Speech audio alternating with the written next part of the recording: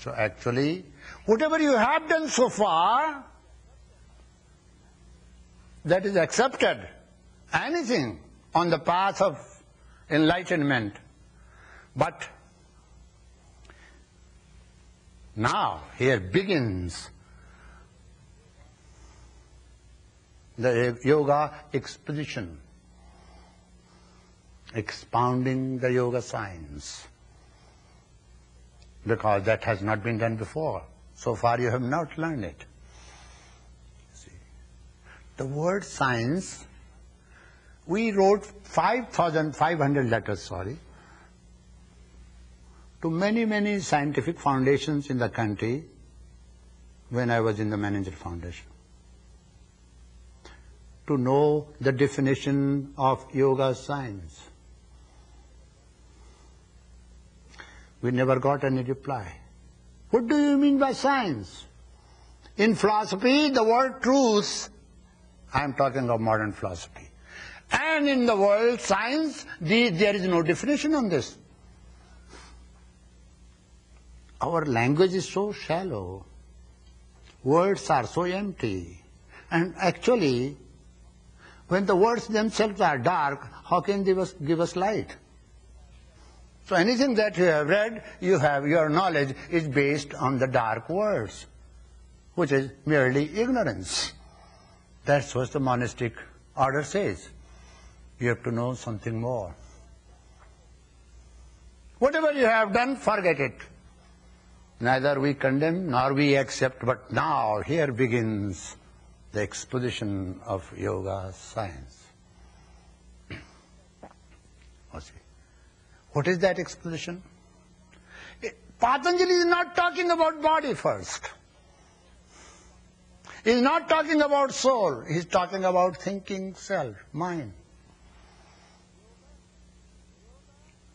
Yoga chitta-vritti nirodha. Yoga means obtaining control over the modifications of mind.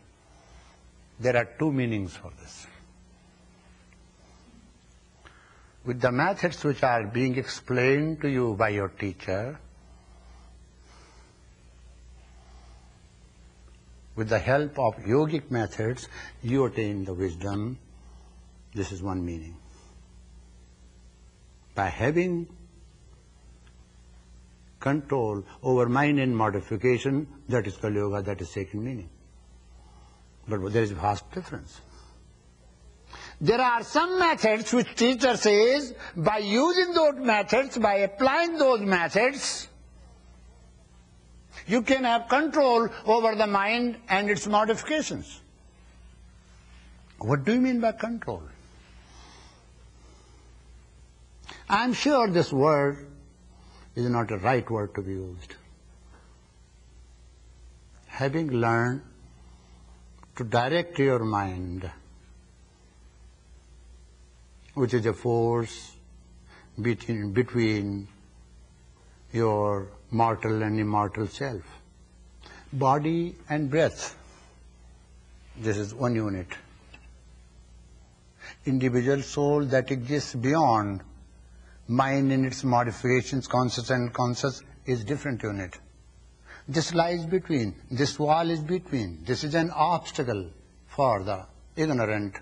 This is a means for the wise. Maneva manushyanam karanam bandhamokshayo. The same mind which is considered to be an obstacle can be used as useful tool.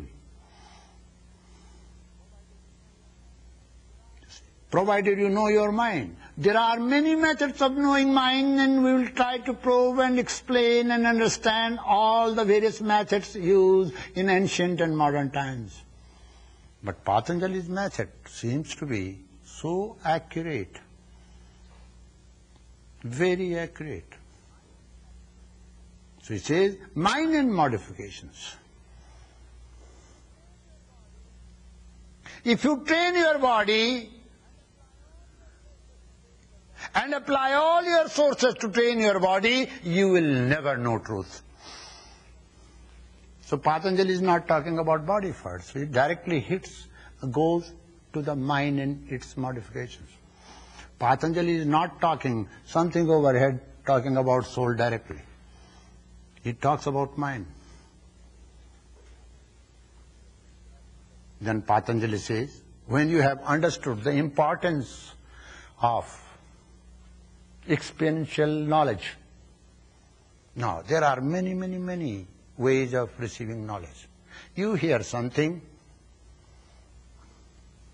and you acquire knowledge. You see something, you acquire knowledge. You taste something, you acquire knowledge. This knowledge is considered to be knowledge received through sense perception. There is another way. Instinctual knowledge. Sometimes you don't use your sense, but your instinct gives you some glimpse of knowledge. You will see that instinctual knowledge is very active in the animal kingdom. If you have a pet, by chance there is some natural calamity, you will find pet is missing from the house. Because the animal is so close to the nature, for nature governs the life of animal completely, but not of our human being. We have our own mind and its modifications. So their nature, they are in tune with the nature, so they know if there is anything happening in the nature, earthquake, lightning, you see. You will see, in lightning, very few animals die. Only those animals which cannot walk. Because they know, animals know. Anything happening in natural kingdom. What is this knowledge? Instinctual knowledge. There is another knowledge that is called knowledge through mind. When you have learned all the mind and its modifications, what is manas? What is the function of manas? That particular faculty in our life which says if you do this, it is going to happen like this. If you do not do this, it is not going to happen like this. Before you do something, there is subtle argument in your mind. Shall I do it or not? If something important comes, I have to choose whether I have to go through these steps or jump. Immediately the choice is there and I have to decide like this. But if I have not trained my buddhi, then I will be thinking, shall I jump or shall I go this way? Shall I jump or shall I go this way? By that time, the bus is gone. You see. So what I mean to say, when you understand all the modifications of mind and try to train all the modifications of mind and understand their coordination, their relationship, it becomes very easy. Then all the decisions that you take will be accurate. Anything you do will be fruitful. When you go through that indecisiveness for a long time and cannot decide, today's intellectuals do often go through that problem. They have a serious problem of not deciding to do things on time. You see. This is a serious problem with today's intellectuals. They sharpen their intellect only on one direction and they do not know how to decide because they have not sharpened another faculty of the same buddhi, another aspect of same buddhi which deals with decisiveness, discrimination and judging.